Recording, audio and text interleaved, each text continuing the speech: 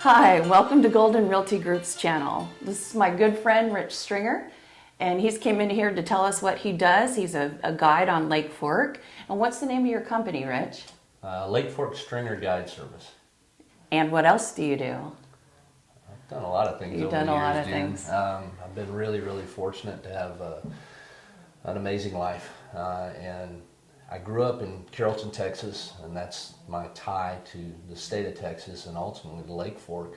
My dad brought me to Lake Fork in 1991, and I absolutely fell in love with the place. I was able to fish with a guide named Cal Wheeler. My dad took me out on July 1st of 1991. I just graduated college, and we went on a trip with Cal Wheeler, and I just fell in love with Lake Fork. And I was lucky to become friends with Cal, and he taught me so much before his passing. And ultimately, I became a collegiate baseball coach for a year at Hillsboro, at Hill College, and quickly realized I couldn't support a family, make a living without a master's degree. And I had this brilliant idea to go into the United States Army and let the Army pay for that degree, and instead they taught me. And we thank him for his service 100%. Thank you. But ultimately they taught me to speak Arabic with a Texas accent. And, I ended up serving 4 years in the United States Army, and at the end of my enlistment, I had met my wife and fallen in love, and we had gotten married and had a daughter, and we were about to have another daughter, and the decision needed to be made. Are we going to stay in the military? Am I going to take a civilian position at the National Security Agency and raise our family in the DC area? And I didn't want to do that, and so I wanted to move back home to Texas, of course, and she wanted to go to Arizona, and so we all know how that works. I went to Arizona, and I served as a police officer in the state of Arizona for 25 years with the Glendale Police Department. But my wife made a deal with me that if we went to Arizona, I could retire in Texas, and she honored that. Well, she honored it even before that. That's how we met. Sure. He bought a little cute cabin house so he could bring his buddies down here and go fishing, and that's what you did. Yeah, and we were coming to Lake Fork long before that. People always ask me, how do you know the lake so well when you've only been here full time since 2020? I've been fishing here my whole life. I mean, I love this place.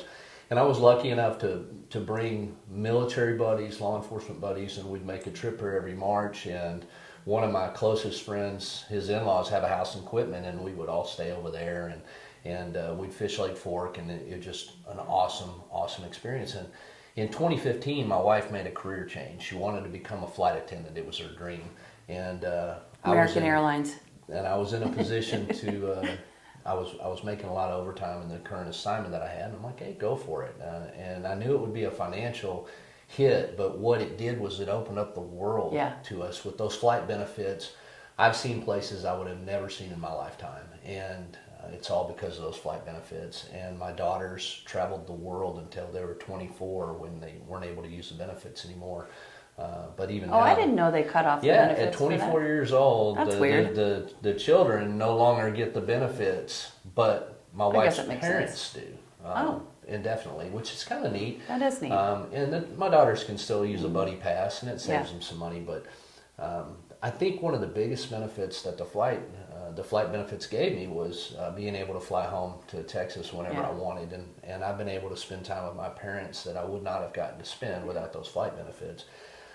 And in 2017, my wife and I decided we were going to buy a house over here even before I retired, that I'd be able to come over. I don't even remember how, I guess you must have contacted me through maybe Realtor.com? It was really a crazy deal, and I remember it vividly. There was a house on the corner of 17 and 1600 that you had listed. Oh, yeah. And there was a sign in the Kim's yard. House. And me and my dad and my wife were standing in front of it, and I called you and said, could we possibly look at it? And you're like, I'm on the tractor right now, but if you don't mind waiting. And, and that's what impressed me about you, is that you were willing to drop everything that you were doing and drive from Point over to that house and show us that house. And we loved the house. The location was the biggest drawback. And then you helped us. We ended up not making an offer on that house. We looked at a couple other houses, and we ultimately found this fixer-upper on 1600, and it was great. We got that house. I built a garage, and then I was able to keep a truck and boat there. So from 2017 to 2020, I was here almost 2, sometimes even 3 times a month because of the flight benefits. I kept a car at my parents' house in Carrollton. My dad would pick me up at the airport and I'd drive to Alba. Most of the time he came with me, and so we got to spend a lot of time together at the house and on the water. That's good. That I'll cherish the rest of my life. And it allowed me to continue to grow in my knowledge and experience on Lake Fork and other times of the year, because most of my experience on Fork was in the spring and early summer. And so he honestly knows this lake like the back of his hand. Like, you can say this spot and he can tell you. He knows everything. I don't know if I know everything. Well, you're pretty We're close. Constantly learning, Yeah. But ultimately in 2020, so in my law enforcement career, I'd experienced loss, trauma, like every other law enforcement officer. But ultimately in 2020, I was faced with another loss of a police officer that was killed. And it happened on July 1st of 2020. And my wife and I already had plans to come to Texas that weekend. But literally when I found out, I walked out of my office. And we had purchased Lake Fork Tackle Repair from Connie and Tommy Kilpatrick, who are legends in the reel cleaning and servicing industry. They're actually in the Freshwater Fishery Hall of Fame in Florida for a video they made and teaching people to clean and service reels. And they're up there. I don't know them. They're up there in age. They still live here? They live over. They live on the northwest portion of the lake. Okay. And I had reached out to Connie and said, Connie, will you just teach me to clean and service reels? And she goes, yeah, I'll do it, even though they had stopped running their business. And ultimately, after we met and chatted, she's like, do you want to buy the business? And I was like, well, what do you want for it? And she made me an offer I couldn't refuse. So I was like, I want to take over this business. And I never really intended to do it full time, but it was going to be a part-time thing. And we were looking at buying a small structure and setting it on our property in Alba, and I was going to clean and service reels there, and I already knew how to build and repair rods, and so we were just going to do that part-time. And then we saw that the Burn and Stump Lodge was for sale and a home next to it, and I jokingly said, Yana, I'd like to go look at it. I can do rod and reel repairs out of the office. And she thought I was crazy, but ultimately I said, Jen, can you get us an appointment? And you did, and ultimately we met with the current owner of the motel, Chris Hass, on that Friday. And when he showed us how they do business, it was great, actually. It was one of those meant to be moments. And so Yana and I decided to make an offer on that property on that Friday. When I laid down to go to bed on Friday night, I honestly was thinking that I'm going to go back and finish another 2 years with the department. And keep going back and forth. And Yana was furloughed at the time from the airlines, and so she was going to take a lead role in running the motel. Right, I remember. And I prayed about it, and I woke up the next morning, and it was clear. I was never going to go back to work. I was going to retire. And we went to a family function that night, and then Saturday night I laid down, and I was praying about the fact that I'm not sure we're going to have enough money to pull this whole deal off. And the next morning, the neighbor comes over and says that the daughter and son-in-law want to buy the house. And so another huge blessing. And the Alba house, while I loved it, I really did. We wanted to keep it if there was any way possible. It created the money that we needed to go ahead and complete the deal on the motel and the house. Yeah, the motel, the Burn and Stump Motel, has a house back behind it. And so he bought the house and the motel all as one piece, which was you just walk out your back door to work. It was wonderful. It was great. And so I went back to work for 2 days and then ultimately walked into my boss's office and said, I'm going to burn all my remaining sick time and vacation time, and I'll be back in September to out-process and retire. And they were super supportive. I had I'd served honorably and supported the men and women of my agency and throughout the Valley and State for 25 years. And so they were super supportive, and I was able to retire and start fishing full time at Lake Fork. And well, the thing that I like about you, and I become friends with not all of my clients, but I become friends with my clients. Sure. And I appreciate your friendship. Like, there's something about you and Yana that is, you have such a good heart. Like, you are genuinely a good man. And what you give back, how you show your love for other people, especially people who are in the military or in the you know, if they're police officers or whatever, even more so, right? But you genuinely care about human beings. And the many stories that he's told me of things that he's done in his life, which I'm not going to share because some of them were, you know, a little bit sad, but God made a good human in you, you know, and you pay it forward. That's kind of what I'm trying to do with this channel. I don't want any notoriety for it, by the way. That's not the point of this. The point of this is you guys being able to get to know who he is as a human being so that you can in turn use him, tell your friends about him, and maybe you can get some more business out of it. Sure.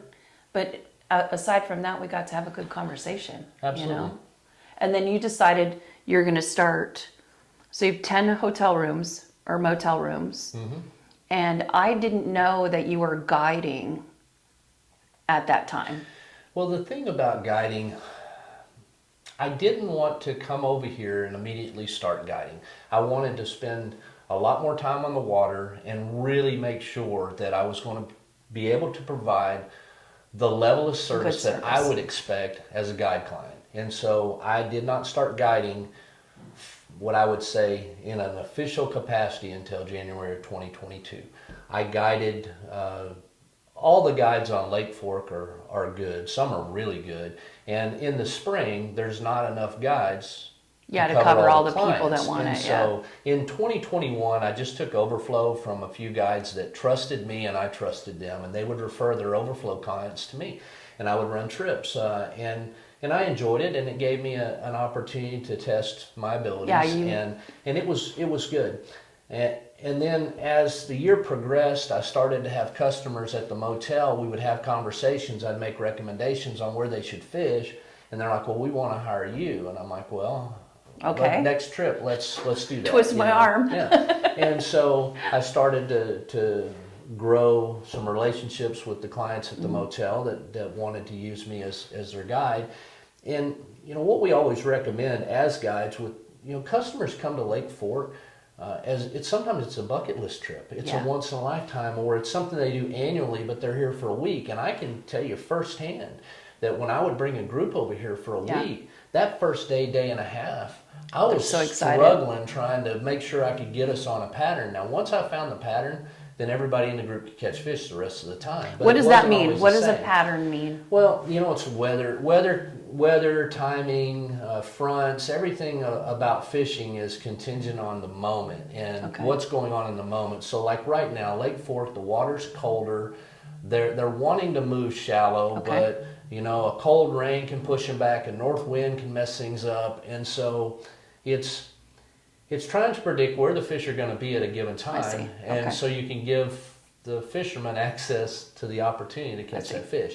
And it's not the same all the time. Mm-hmm. It's all based on seasonal patterns. And so when we would come in March, we generally knew that the fish were either going to be pre-spawn or spawn. Okay. And so we knew where they were going to be, but what was going to be the prevailing pattern, which one was going to be the most consistent, and what baits are they going to respond to the best so that the entire group can catch them. And so oftentimes I'd make a phone call to a guide and say, "Hey, can you give me a head start?" Yeah. And they were very helpful back then.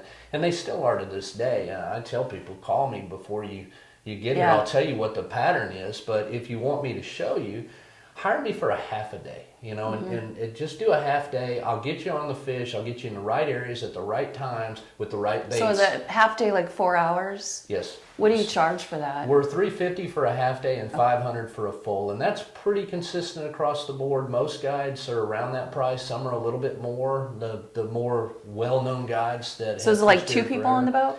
2, 3. Okay.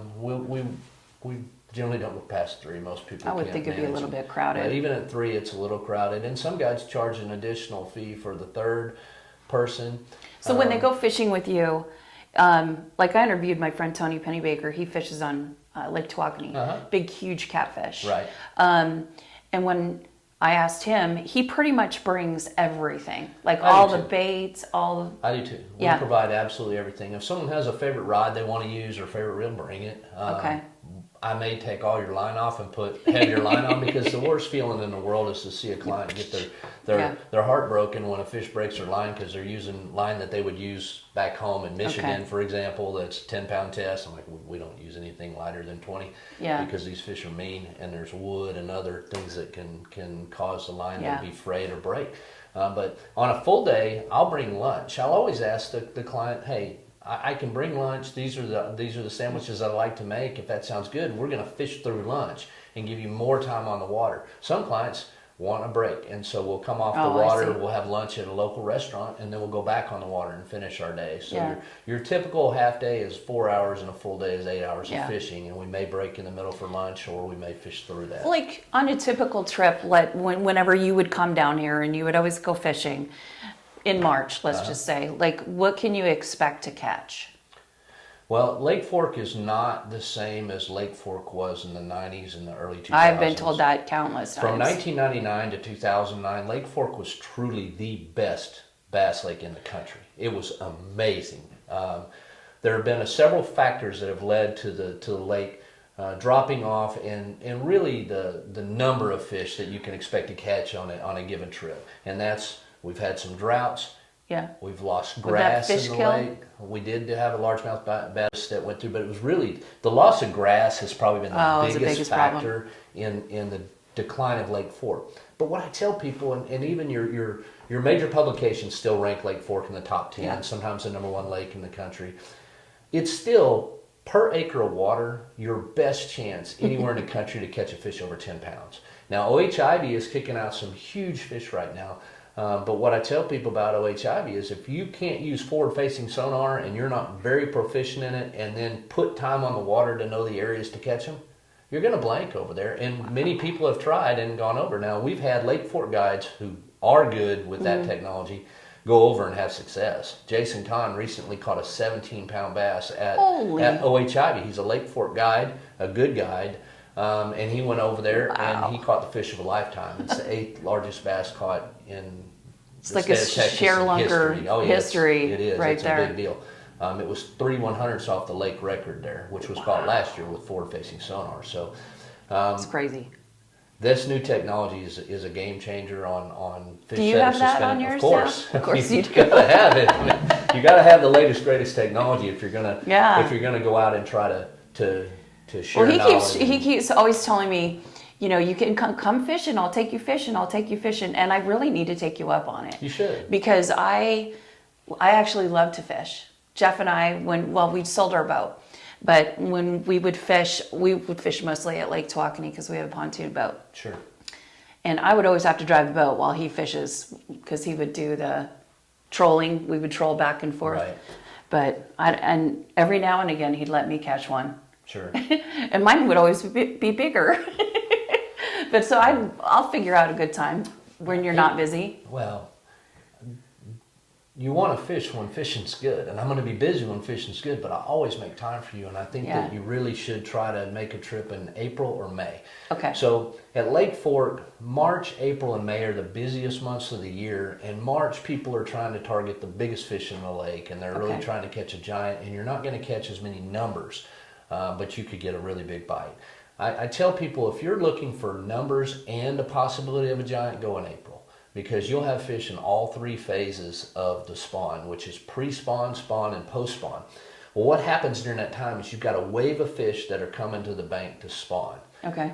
You've got fish spawning, and you've got those fish that already spawned coming out. Yeah. Well, the fish going in and the fish going out use the same area, and that is where I like to be. I like to be in the areas where these fish are going in, because I throw big swim baits, Carolina rigs, glide baits, and I target those big pre-spawn females going in, and even the and you don't, do you eat the people eat it? No, no one really eats bass. I was thinking crappie it was kind of tastes so much better. Yeah. And Lake Fork is a prolific crappie fishery. It is one of the top in the country. It's amazing. I'm a bass fisherman, and with that forward-facing sonar, I can go out there and catch a limit of crappie anytime I want. Nice. And it's really, really good. Yeah, crappie is actually good. I'm a fish snob on... I am too. Yeah, I actually don't like the flavor of fish very much. I'll eat sushi because it doesn't taste like fish. Love sushi. we'll have to go do that. Yeah, definitely. Well, I mean, I really appreciate you coming in today Well, thanks for because, having me. you know, honestly, I didn't know you knew that much. That's amazing to me. I can talk for hours about fishing. I love it. I've been passionate about bass fishing since I was 14 years old. Golly jeepers. And so when I get an opportunity to take people fishing, so as a guide, there's only a few things you can control. I can control my effort, my attitude. I'm going to do the very best I can to put the client in the right place at the right time with the right bait to have success. I can't make the fish bite. But if we keep doing the right thing, eventually we're going to run into them and have success. And I love to teach. And I think the thing that I take the most joy in is when I get that phone call or text from a client that says, I'm still catching them based on what you showed me. And That's awesome. So like when a client comes and maybe they fish with me on a Monday and then they fish with their family and friends for the next 3 days and they catch them that whole time. Then I'm like, man, that's what it's all about. You did a good thing. That's what Cal Wheeler did for me. Cal Wheeler showed me areas of the lake in the early 90s that I still fish today, almost 30 years later. And they still produce because there's a reason that those spots are good. They have certain features that the fish relate to. And so he shared that knowledge with me and I learned those areas. Well, now I can say, well, if that area is like maybe over here is something then over there. This area that's exactly the same in another part of the lake stands to reason will be productive. It does. And so what I've been able to do since I've lived here full time is expand the area of the lake that I have confidence in, because prior to moving here full time, I fished about a third of the lake. But man, I know that third of the lake like the back of my hand. Every tree, I know it all in that. That's the one thing about Lake Fork that always makes me nervous is all of the stumps.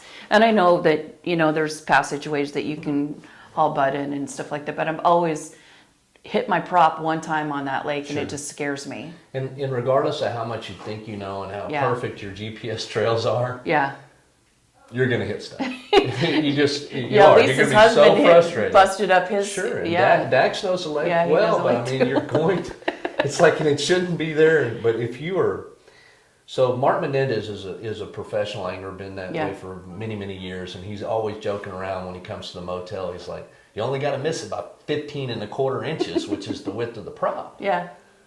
And he's right. But that's also the margin for error. I mean, if you think you're in your guide lane and all of a sudden you're a foot off, you could end up hitting a stump. Yeah. And so while we want to feel like we're safe in that area, sometimes that stump may be at certain water levels, it may be completely out of play. But if the lake's down 2 foot like it is right now, you could end up hitting something that you didn't know was there before. Thought was clear, but it wasn't. And so, I mean, that's why we really encourage people when they come here for the first time to hire a guide to try to help them navigate and explain the hazards. And then also, it's like Lake Fork looks fishable everywhere. Yeah. It's like there's a bass there, and there may be certain times of the year, but certain times of the year it's the Dead Sea. And so if we can get you into the right areas, because for example, like in early March, there's going to be more people fishing the north end of the lake, because the fish will spawn first in the north, then mid-lake, then south. And so you just transition down lake. Well, I don't go up north that much. Once they spawn up north, they're pre-spawn mid-lake. And once again, I want to catch them before they go to the bank. I want to catch them on a swim bait. I want to catch them on a Carolina rig. I want to catch them on a jig. I want to catch them before they get into the mating cycle, shallow, and are harder to catch. And I don't enjoy sight fishing as much. And the reason that I don't is because if you have a client with you or a friend with you and you're sight fishing, only one of you can really fish for that fish, and the other person's sitting in the back. Now, I can tell you, I've caught a lot of fish I know, sitting but that's in the back, not really that fun. But no, I want everyone to have the same opportunity. So when I'm guiding, especially, unless I'm guiding one person, if I get a solo, I don't want to sight fish unless they're adamant about it, because I'll tell you, one person's going to just sit there and watch. And that's no fun. We don't want to do that. So that's why we'll target those areas. At least we can go during the week. Jeff and I can go during the week. So we will be able to, we'll book our trip and then we'll make another video afterwards with pictures of me holding fish. Anyway, well, this is probably a little bit long, so I'm going to cut you short. But Sounds good. I know you'll talk forever and you'll be able to tell everybody everything. But I really appreciate your friendship. I appreciate You you as always well. trusting me in business. Of course. And I just hope everybody's going to go to you only use your Facebook page, right? Yeah, I'm 55 years old, and I don't have a website. I don't do a lot of posts. I didn't have Facebook till 2020 when I retired. I was in a career where I didn't Yeah, want to be where found. you didn't want to be found. But I have Facebook. Eventually, I'll do Instagram. And what's your Facebook page? You can find me at Lake Fork Stringer Guide Service on Facebook, or you can go directly to my personal page at Rich Stringer. I also have DM. Lake Fork Stringer at gmail.com, and my phone number is 602-690-0803. It's And an I'll put Arizona all of area that. code, of course, but Yeah. everybody knows me from there, so I've kept the number. I'll put it all on the screen for you guys throughout the video. I'll do that so people have Awesome. your contact information. Well, once again, thank you, Rich, and Thank I you. really, really appreciate it. And thanks for watching, you guys. We love you, and there's nothing you can do about it.